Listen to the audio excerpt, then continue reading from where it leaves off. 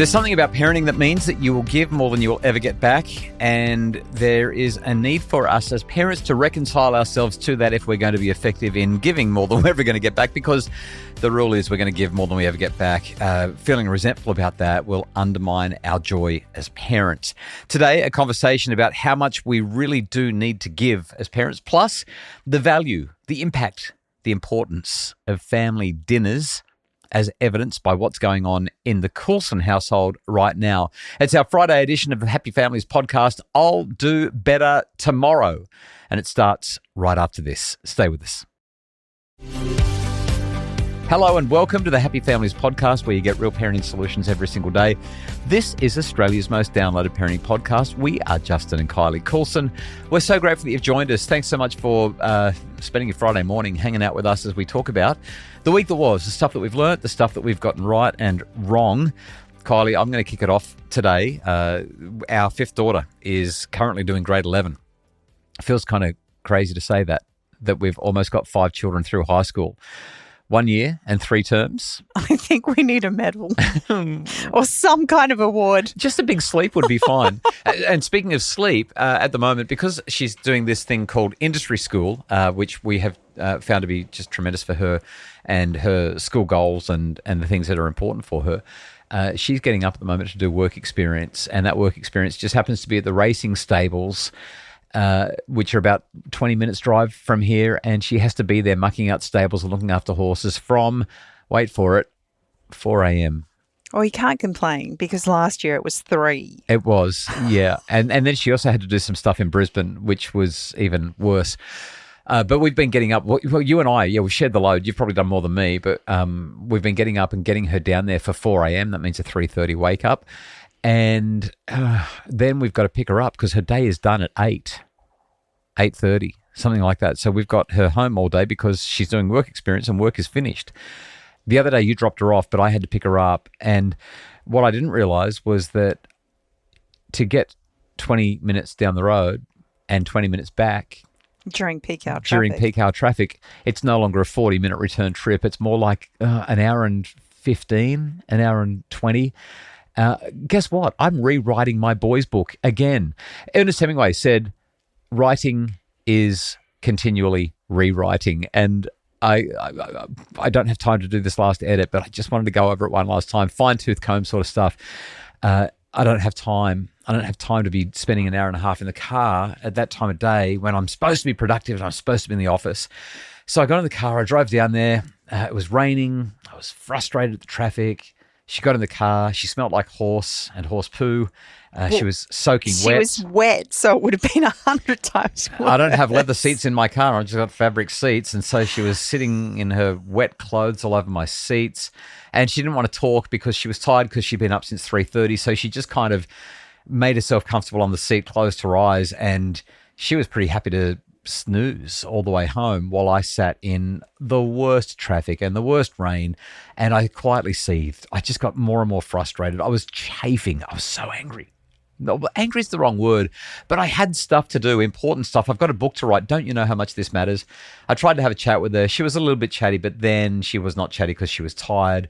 When we got home, there was no reason for me to be upset, but I just kind of, I don't know, there was a switch that flicked and I got really upset.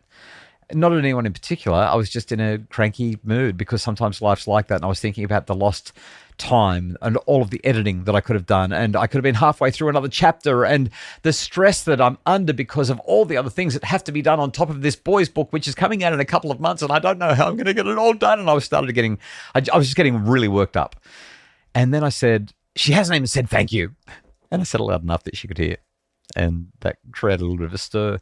But I was thinking about it later, and not only did I not exactly cover myself in glory and goodness in that moment, but I lost an hour, but I also ran the risk of losing a relationship. And the thing is with parenting, and I say this on the podcast a lot, you are always going to give more than you take. And there's nothing that you can do about it, nothing that you should do about it. That's the nature of being a parent. When you sign up to be a parent, you are signing up to literally give your life for your children. And fortunately, we don't have to sacrifice our lives and die for them, although maybe if you had to, you probably would. But giving your life means doing the little things. It means sacrificing an hour here and half an hour there and an hour and 40 there and spending the money on this and taking them here. And that sacrifice, number one, they'll never understand it. And even when they're parents, I don't know if they'll fully understand it because it'll be different for them than how it was for us. And number two, I don't think they're supposed to.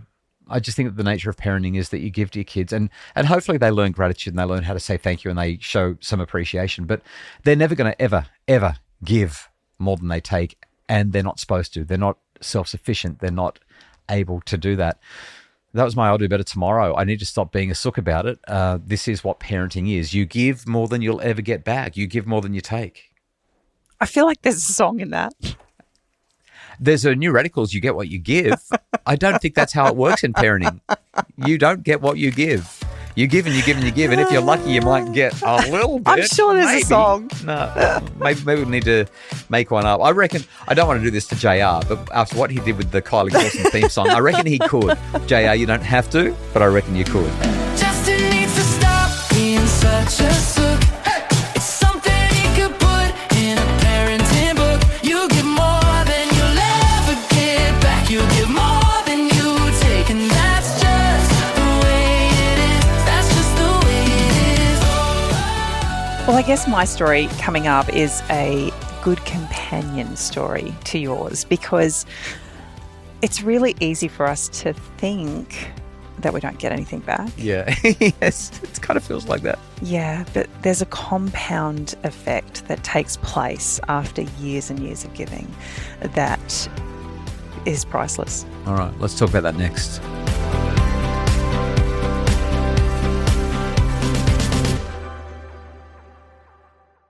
We're back. This is the Happy Families Podcast, real parenting solutions every single day. Australia's most downloaded parenting podcast. Every Friday, we digest, revisit the week that was and work out what we did right or wrong so that we can be better parents tomorrow. Kylie, what's your I'll do better tomorrow?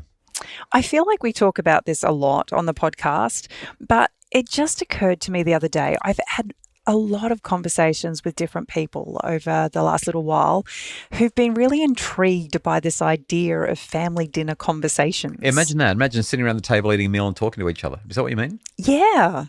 And I take it for granted that what we do in our home is not necessarily what everybody else does. Yeah, it's like we think it's normal because for us it is.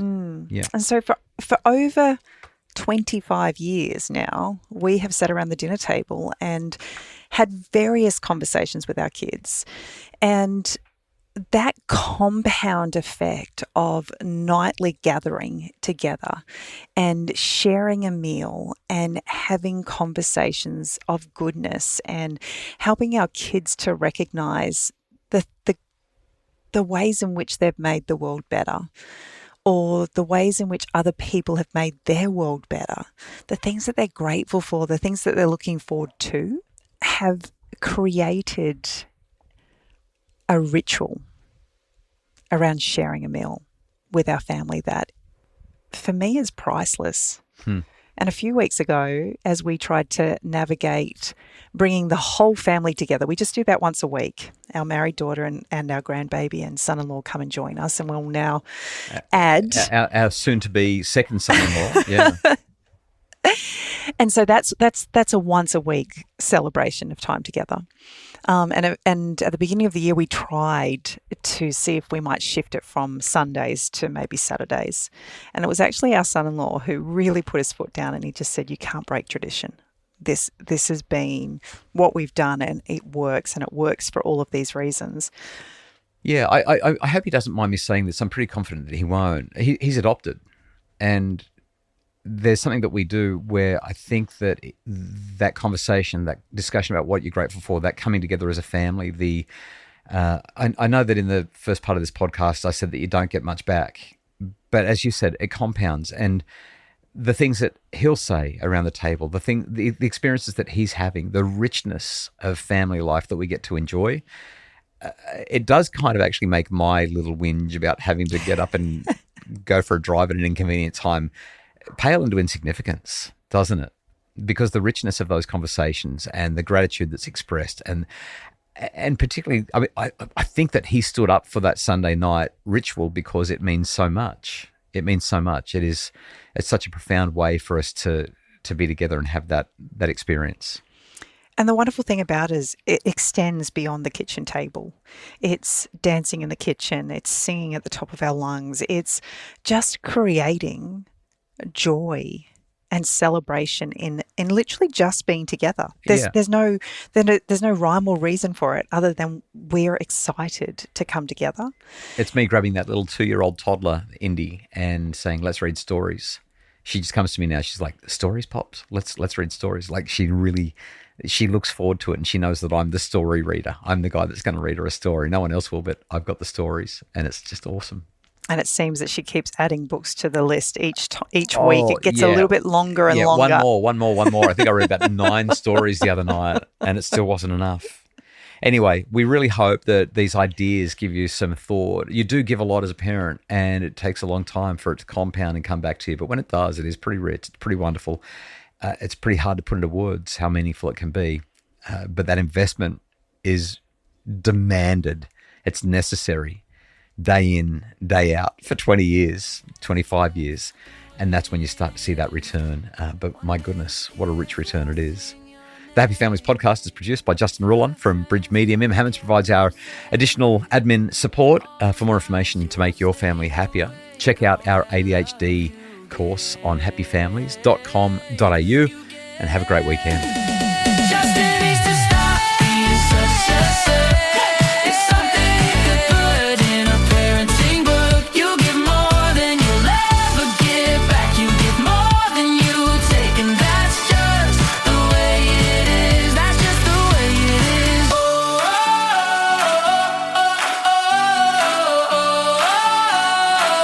You give more than you'll ever give back. You give more than you take, and that's just